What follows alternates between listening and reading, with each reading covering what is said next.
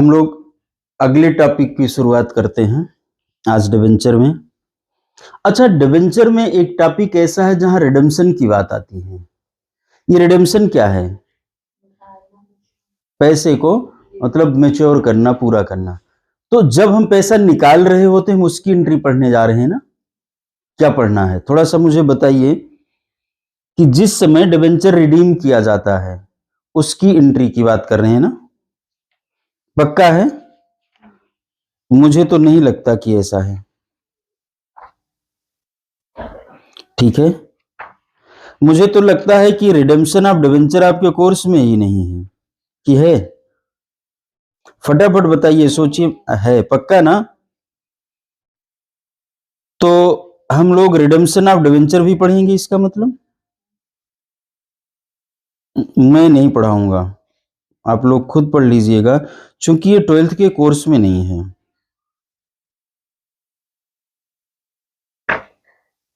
ठीक है, मैं बताता हूं। मैंने सिर्फ इस पॉइंट को इसलिए रेज किया, बच्चे यही गलत फहमी लेकर के आते हैं कि डिवेंचर का रिडेम्पशन हो रहा है। डिवेंचर का रिडेम्पशन आसान काम नहीं है। 12th लेवल पर अगर रिडेम्पशन दे दिया जाएगा तो ज्यादा नहीं कहूंगा, आप लोगों से तो नहीं है सॉल्व होगा। अगला इशारा लोग समझ गए मैं कहने वाला क्या हूं। ठीक है ना? रिडेम्पशन ऑफ डिवेंचर आपके कोर्स में नहीं है। अब सवाल यह है कि मैंने तो पढ़ रखा है। हम लोग पढ़ते हैं डिवेंचर इश्यूड एट पार। अब ये मत कहना, मैं वो बात ले आऊंगा रिडीमेबल एट प्रीमियम। ध्यान से सुनना है, वर्ड लिखा हुआ है when debenture issued at par and are redeemable at par. बात को समझना है। यहां पर रिडेम्पशन नहीं, रिडीमेबल लिखा। रिडीमेबल का मतलब है कि रिडीम होने के योग्य है और कभी रिडीम होगा जब रिडीम होगा तब आपका कोर्स में नहीं है। फिर क्या है कोर्स में? कोर्स में यह है जब इशू होगा तब की एंट्री हम पढ़ रहे हैं। तो हम तो पूरा चैप्टर पढ़ चुके हैं? नहीं, आपने चैप्टर पढ़ा है डिवेंचर का इशू होना पढ़ा है। उस समय आप ये नहीं पढ़े हैं, ये बात दिमाग में नहीं थी आपके कि इसके रिडेम्पशन के बारे में भी कुछ सोचना है। अब हमको ये उसी समय सोचना है कि इसका रिडेम्पशन किस वैल्यू पर होगा। आपके मन में प्रश्न आएगा कि फिर शेयर के बारे में ऐसा क्यों नहीं कहा गया? ये प्रश्न आ सकता है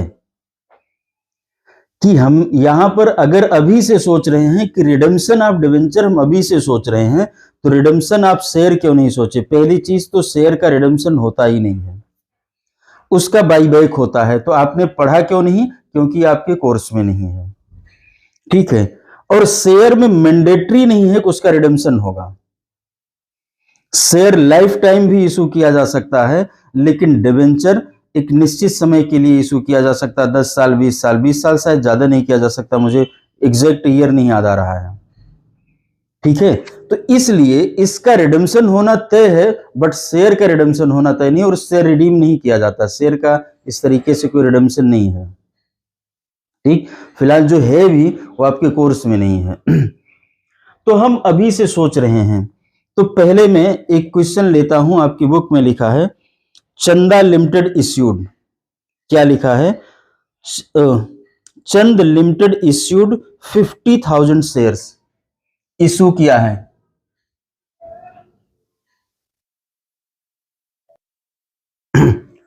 अब हम लोग पढ़ते हैं issued at par. Issued at par, doubt है क्या? क्या एंट्री होगी बताइएगा। पूरा पैसा एक साथ में आ रहा है। यहां पर एक बात ये करना है, पूरा पैसा एक साथ में आ रहा है। तो एंट्री क्या करते हैं? Bank account debit, bank account debit कितने से?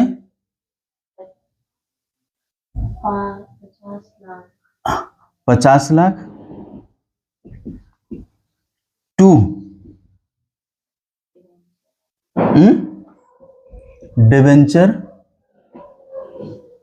एप्लीकेशन एंड अलॉटमेंट ना। 50 लाख ये भी है,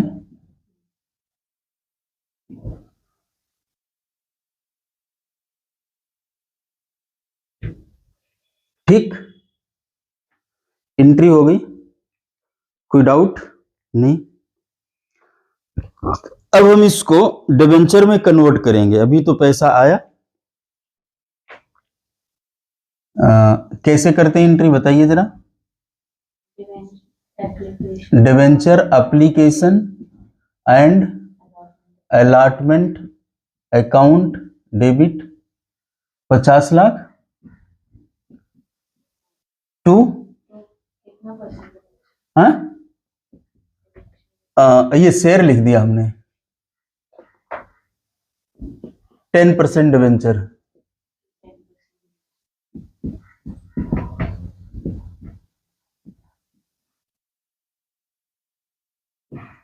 $50 लाख। कोई डाउट नहीं, आगे आते हैं। अब हम इसको थोड़ा नीचे लिख लें, B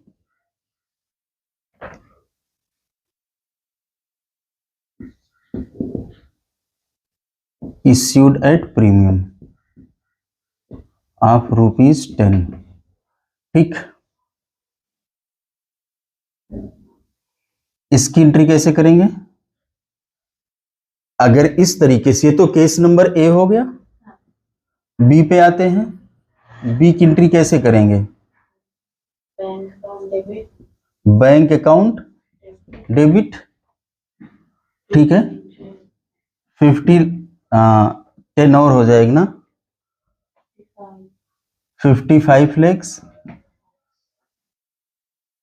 to debenture application and allotment account 55 lakhs। ठीक, अब आगे बढ़ेंगे। Debenture application and allotment account debit to 50 lakh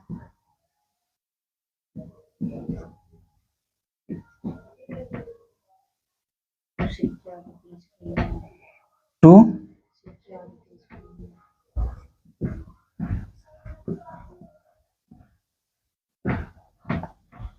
5 lakhs।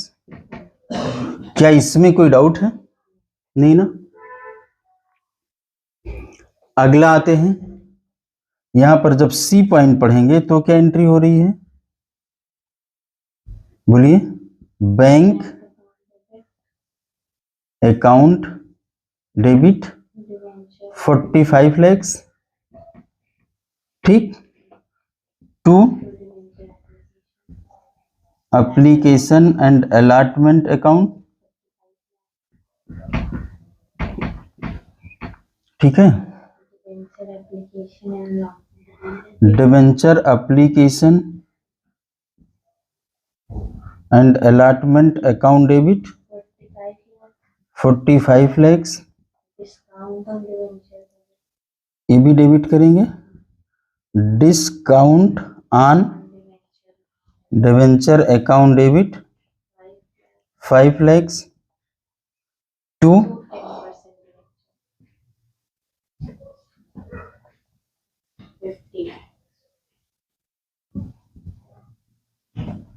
इतनी बात समझ में आ रही है या नहीं आ रही है? अगर आ रही तो अच्छी बात है, और अगर नहीं आ रही है तो पूछ लो। आ रही है?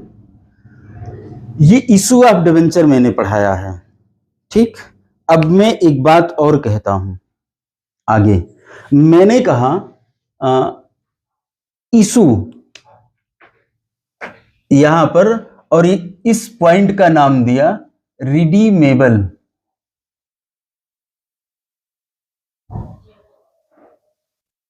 रिडीमेबल एट पार,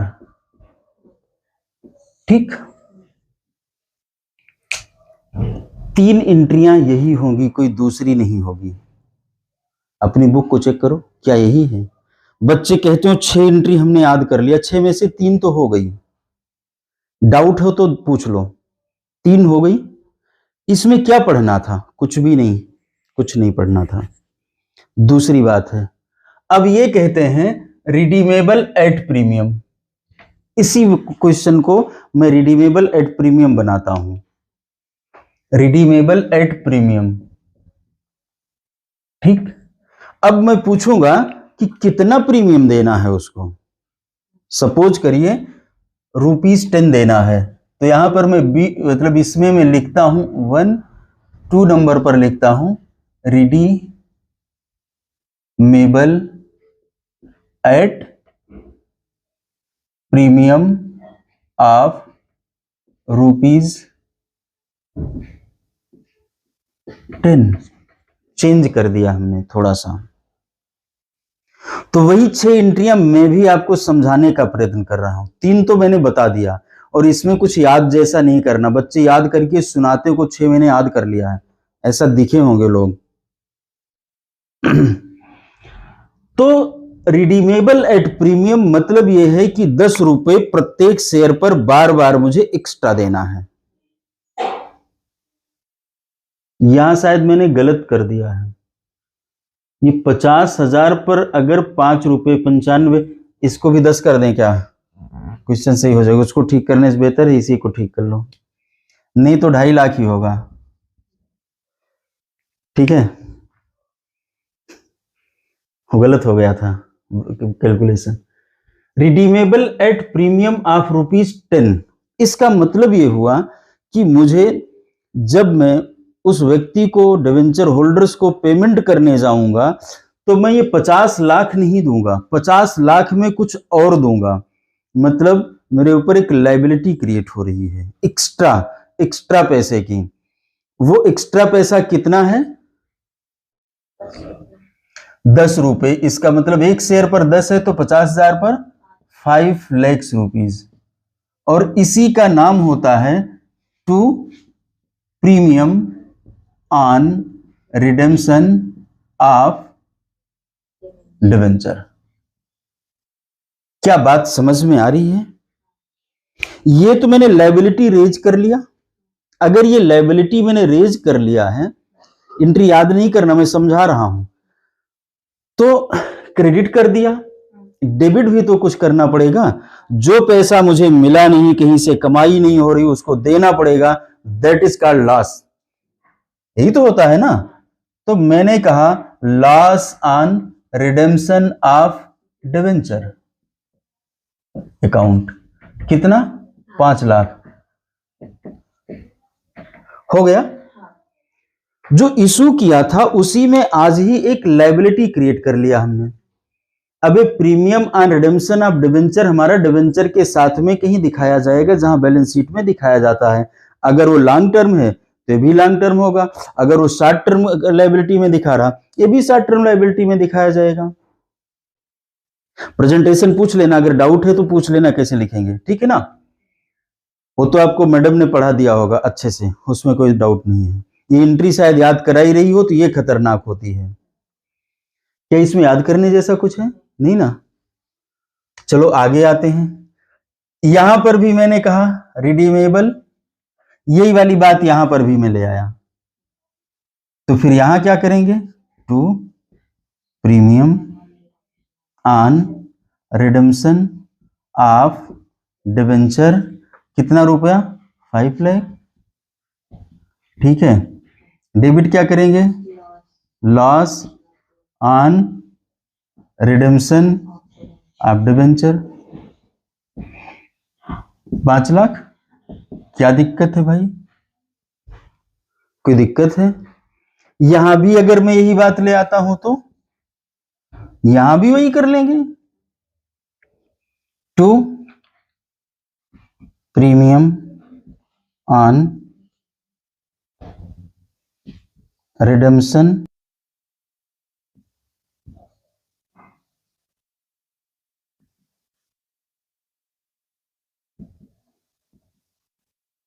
ठीक।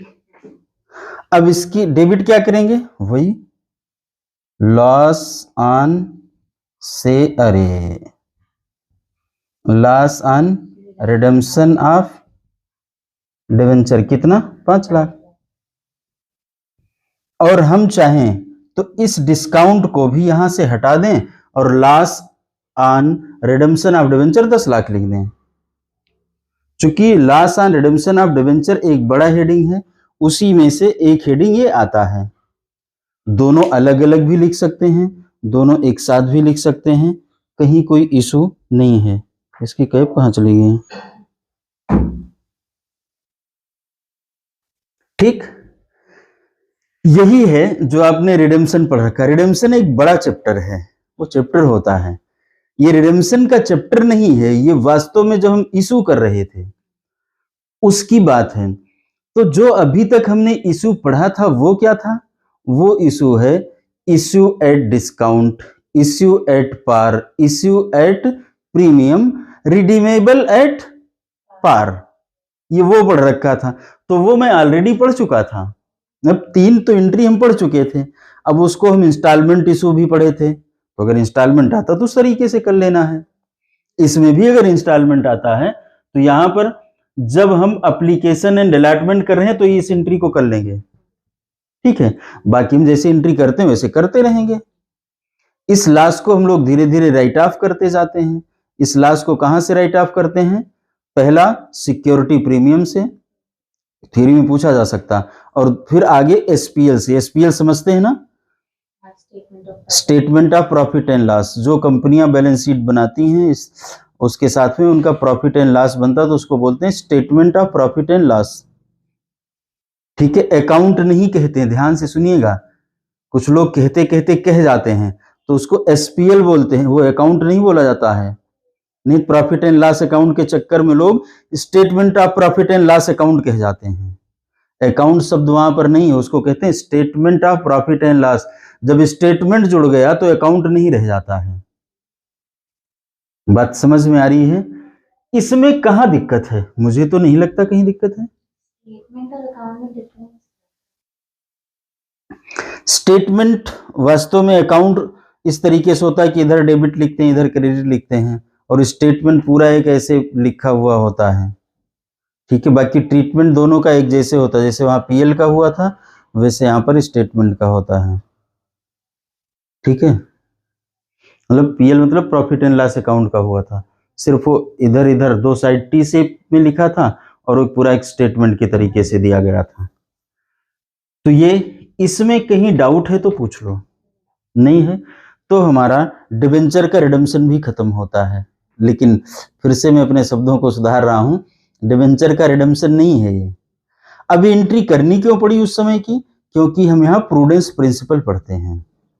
प्रूडेंस प्रिंसिपल में क्या पढ़ते हैं? जो फ्यूचर में होने वाले लॉसेस हैं उसको भी आज से ही अपनी बुक में रिकॉग्नाइज कर लेना, और फ्यूचर में होने वाले प्रॉफिट को नहीं।